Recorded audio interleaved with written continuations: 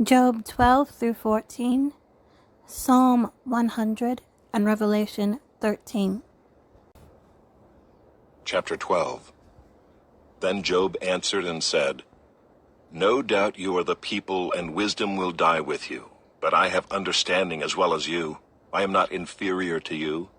Who does not know such things as these? I am a laughingstock to my friends.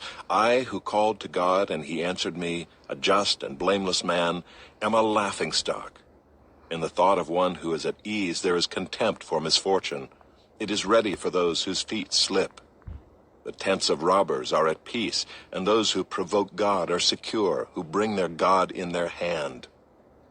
But ask the beasts, and they will teach you, the birds of the heavens, and they will tell you, or the bushes of the earth, and they will teach you, and the fish of the sea will declare to you. Who among all these does not know that the hand of the Lord has done this?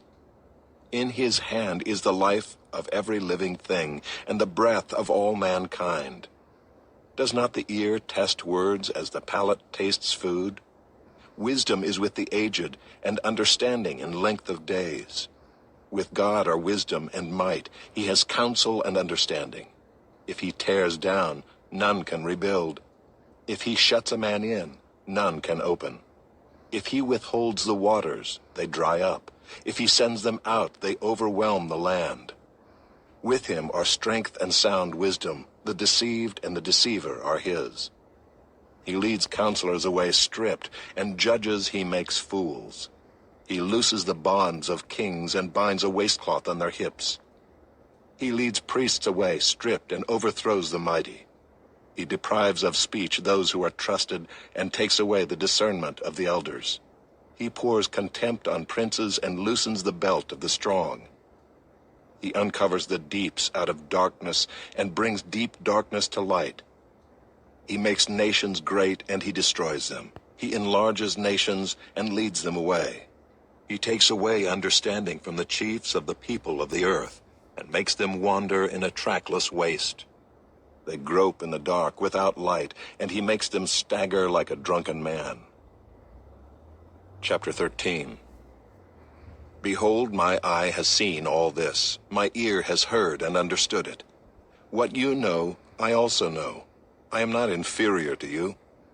But I would speak to the Almighty, and I desire to argue my case with God. As for you, you whitewash with lies. Worthless physicians are you all. Oh, that you would keep silent, and it would be your wisdom. Hear now my argument, and listen to the pleadings of my lips. Will you speak falsely for God, and speak deceitfully for him? Will you show partiality toward him? Will you plead the case for God? Will it be well with you when he searches you out? Or can you deceive him as one deceives a man? He will surely rebuke you if in secret you show partiality. Will not his majesty terrify you, and the dread of him fall upon you? Your maxims are proverbs of ashes. Your defenses are defenses of clay. Let me have silence, and I will speak, and let come on me what may. Why should I take my flesh in my teeth, and put my life in my hand? Though he slay me, I will hope in him, yet I will argue my ways to his face. This will be my salvation, that the godless shall not come before him. Keep listening to my words, and let my declaration be in your ears. Behold, I have prepared my case. I know that I shall be in the right. Who is there who will contend with me? For then I would be silent and die. Only grant me two things. Then I will not hide myself from your face. Withdraw your hand far from me, and let not dread of you terrify me.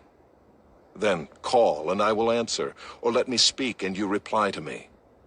How many are my iniquities and my sins? Make me know my transgression and my sin. Why do you hide your face and count me as your enemy? Will you frighten a driven leaf and pursue dry chaff? For you write bitter things against me and make me inherit the iniquities of my youth. You put my feet in the stocks and watch all my paths. You set a limit for the soles of my feet. Man wastes away like a rotten thing, like a garment that is moth-eaten. Chapter 14. Man who is born of a woman is few of days and full of trouble. He comes out like a flower and withers. He flees like a shadow and continues not.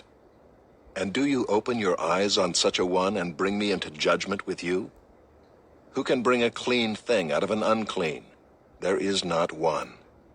Since his days are determined, and the number of his months is with you, and you have appointed his limits that he cannot pass, look away from him and leave him alone, that he may enjoy like a hired hand his day. For there is hope for a tree, if it be cut down, that it will sprout again, and that its shoots will not cease. Though its root grow old in the earth, and its stump die in the soil, yet at the scent of water it will bud and put out branches like a young plant. But a man dies and is laid low. Man breathes his last, and where is he? As waters fail from a lake and a river wastes away and dries up, so a man lies down and rises not again. Till the heavens are no more, he will not awake, or be roused out of his sleep. Oh, that you would hide me in Sheol, that you would conceal me until your wrath be past, that you would appoint me a set time and remember me. If a man dies, shall he live again? All the days of my service I would wait till my renewal should come. You would call, and I would answer you. You would long for the work of your hands. For then you would number my steps. You would not keep watch over my sin. My transgression would be sealed up in a bag, and you would cover over my iniquity. But the mountain falls and crumbles away, and the rock is removed from its place. The waters wear away the stones. The torrents wash away the soil of the earth. So you destroy the hope of man. You prevail forever against him, and he passes. You change his countenance and send him away. His sons come to honor, and he does not know it. They are brought low, and he perceives it not. He feels only the pain of his own body, and he mourns only for himself. Psalm 100, a psalm for giving thanks. Make a joyful noise to the Lord, all the earth. Serve the Lord with gladness.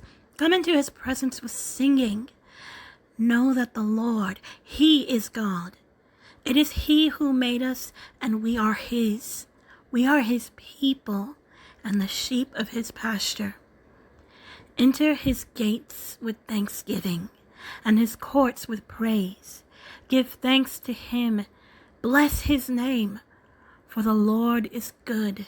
His steadfast love endures forever, and his faithfulness to all generations.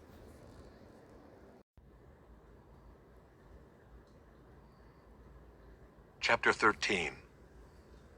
And I saw a beast rising out of the sea with 10 horns and 7 heads, with 10 diadems on its horns and blasphemous names on its heads. And the beast that I saw was like a leopard, its feet were like a bear's, and its mouth was like a lion's mouth.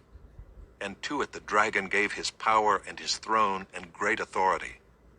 One of its heads seemed to have a mortal wound, but its mortal wound was healed, and the whole earth marveled as they followed the beast. And they worshipped the dragon, for he had given his authority to the beast. And they worshipped the beast, saying, Who is like the beast, and who can fight against it?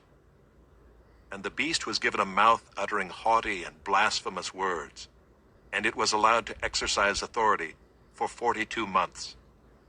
It opened its mouth to utter blasphemies against God, blaspheming his name and his dwelling, that is, those who dwell in heaven. Also it was allowed to make war on the saints and to conquer them. And authority was given it over every tribe and people and language and nation, and all who dwell on earth will worship it, everyone whose name has not been written before the foundation of the world in the book of life of the Lamb who was slain. If anyone has an ear, let him hear.